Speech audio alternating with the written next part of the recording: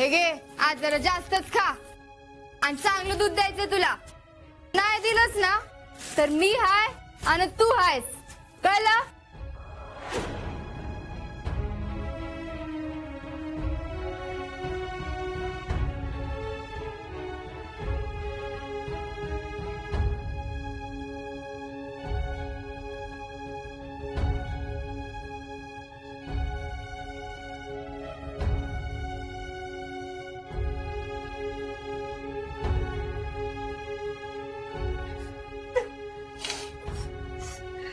चला मी आलेच.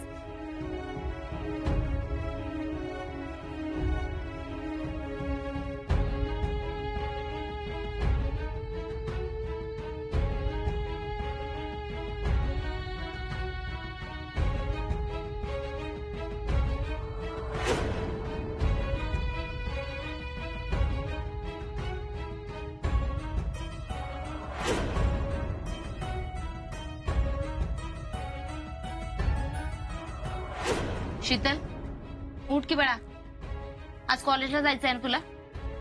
हे शीतल, उठ की.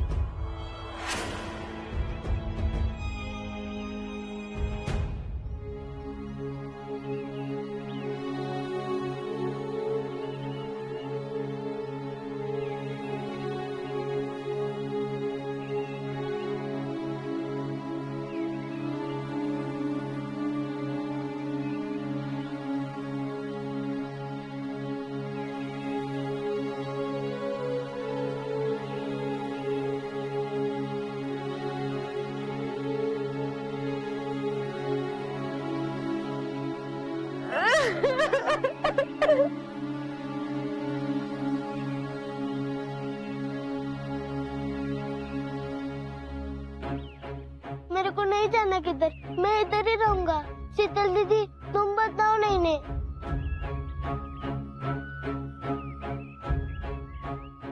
गप गप. शीतल, तुझं माहेर पण या घरात करायचं काही भाग्य आम्हाला नव्हतं. आई अगं, असं का ग बोलतीस? तुमचं आमचं कशाला करतेस? जिथं तुम्ही तिथंच माझं घर आहे.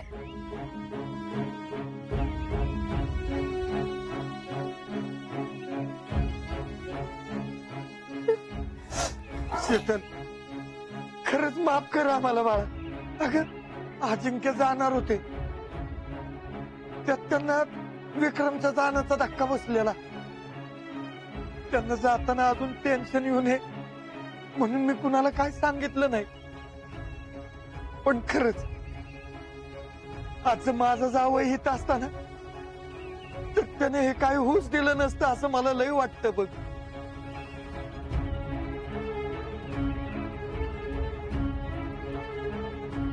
नाना, माफ कर म्हणून परकी करताय मला. जसा तुमचा जावई आहे तशी ही लेक बी तुमचीच आहे. मी अजिंक्यांना वचन दिले दोन्ही घरांच्या जबाबदाऱ्या व्यवस्थितपणे पार पाडीन म्हणून.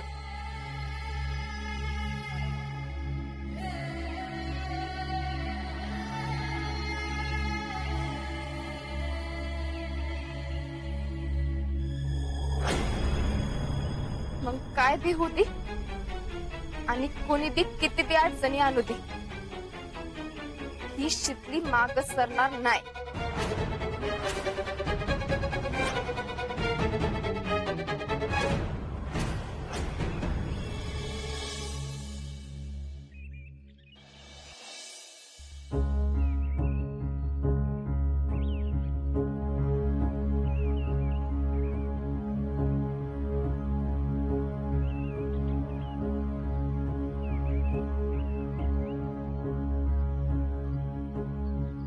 चला. मुझे नहीं रहना यहाँ. ये अपना घर थोड़ी है.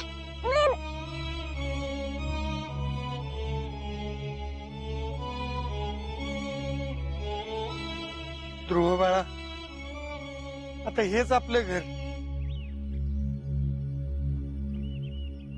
थोडे दिवस आपण इथंच राहायचं. मुझे नहीं रहना. मैं जा रहा हूँ. ध्रुवा, आता का बसतोस का? कधी एक फटका. सुमन, अगं त्याच्यावर कशाला चिडतेस? त्याचं काय चुकलंय? लहान पोरग येते, त्याला काय कळते? असू दे. चला, तुम्ही सामान लावायला घ्या.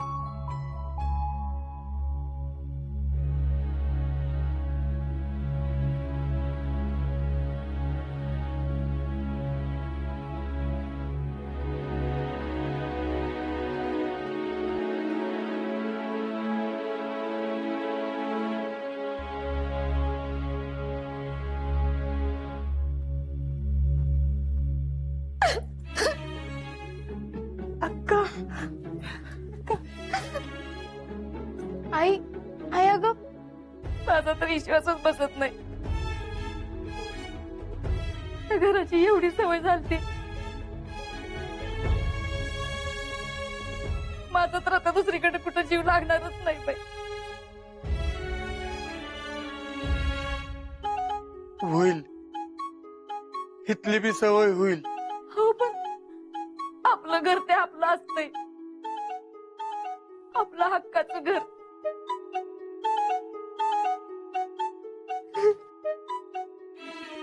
वहिनी, आता ह्या घडीला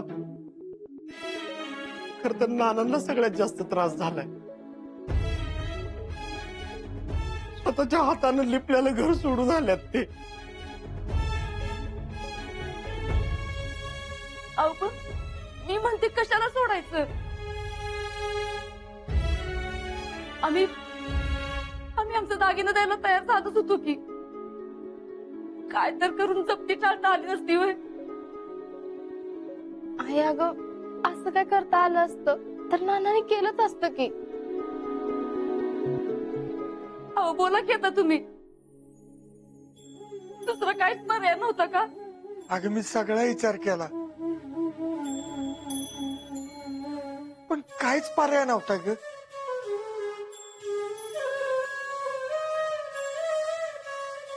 नाना, आपण आपली अर्धी जमीन विकली असती तर सगळं कर्ज फिटलं असतं. नाही नाही, जमिनीचा सौदा करणं माझ्या बाप जन्मात जमणार नाही.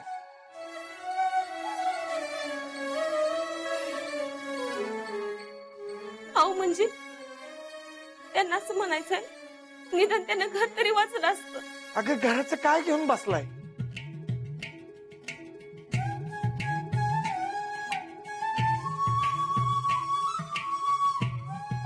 आधी कुठं घर होत? ही जमीन आहे म्हणून घर उभं करू शकलो. आणि आता पण तुम्ही सगळ्यांनी जर साथ दिली ना, तुम्ही सगळे जर माझ्या बरोबर असाल ना, तर असे 10 घरं उभी करीन मी.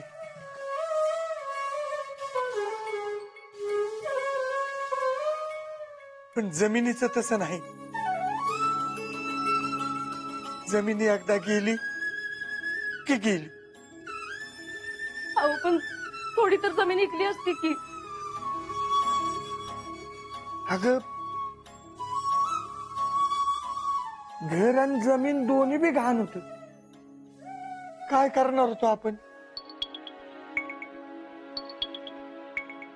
तुम्ही सगळेच असं का करताय?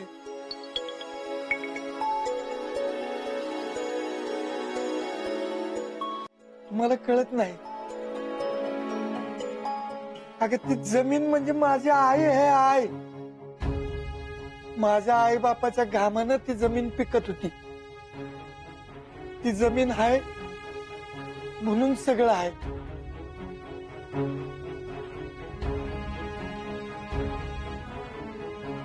ती जमीन आहे म्हणून आज पावतर कुणी उपाशी झोपलं नाही या घरात.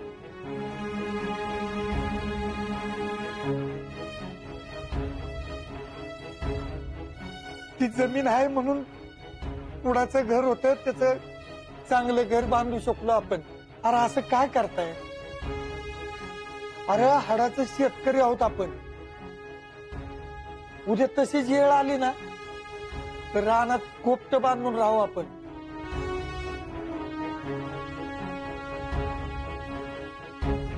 दिवस रात्र कष्ट करू, पण जमिनी कायचं नाव काढू नका.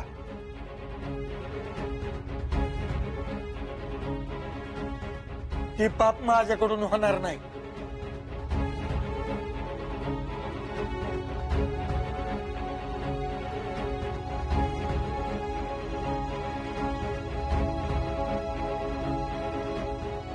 ना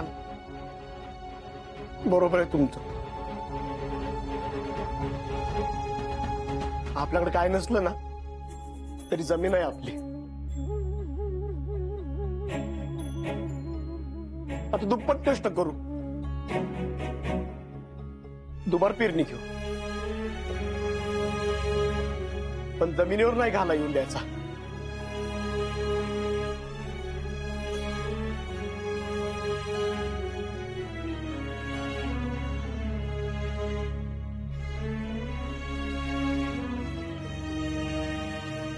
अहो चुकलंच माझं.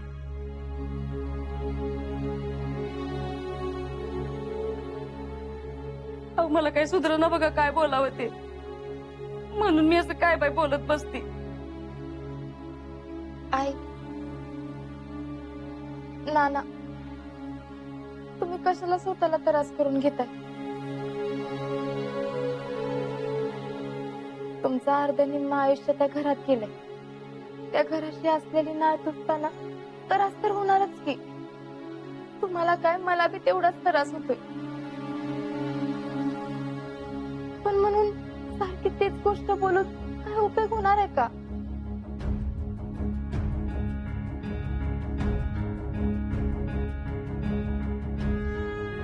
तिथले तुझा जन्म झाला आणि घरात भरभराट झाली. आई म्हणायची पुरीच्या पायानं लक्ष्मी आली. लग्न होऊन तू घर सोडून गेली, घर पण गेलं. जिजू काका, अरे असं का बोलतोयस तू? मी कुठं नाही गेले, मी इथंच आहे. घरच्या सगळ्यांबरोबर. वैशितले तू होतीस त्यावर सगळं नीट चाललं होतं बघ. नीलम काकी, जितू काका, माझ्या येण्यानं किंवा माझ्या जन्मामुळे काय झालंय मला खरंच नाही माहित.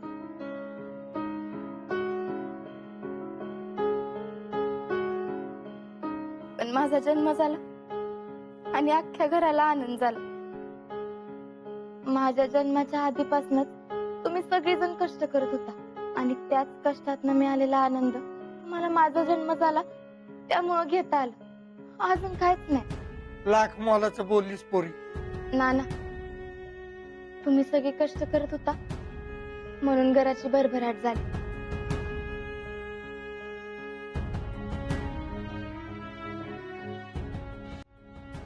नाना, तुम्हाला माहितीये आमच्या जीजी म्हणतात पोरी कष्ट करत राहायचं, सगळ्यांना आपल्या कष्टानंच उत्तर द्यायचं.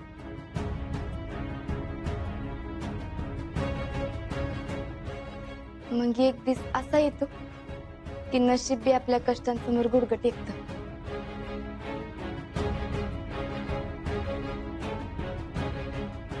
नाना, जितू काका, तुम्ही सगळ्यांनी मला शिकवलंय ना एकत्र राहायचं,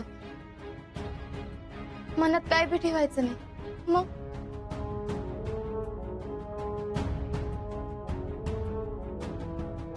शीतल, जितू काका, डोळं पुस बघ.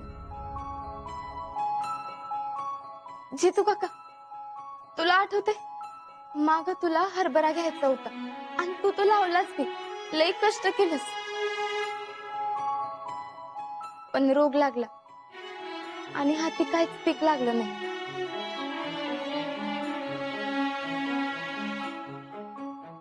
पण म्हणून तू थांबलास का? कष्ट करत राहिलास ना. होय. घराचं बी तसंच आहे.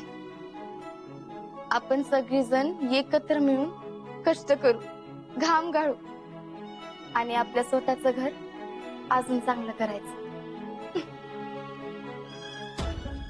आणि हा, परत जर कोण काय म्हणलं ना शिकली गेली म्हणून, तर बघा नाही पोरी, आता तुला कुणी बी काय बी म्हणणार नाही. नाना, लग्न झालं असलं तरी आधी मी या घराची लेक आहे. या घराचे सुख दुःख सगळ्याची जबाबदारी माझी आहे.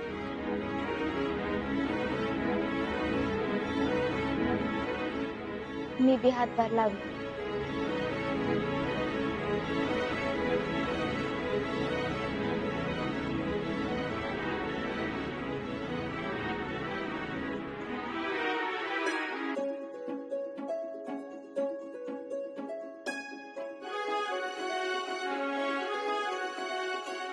मैं भी घर बनाने में मदद करूंगा.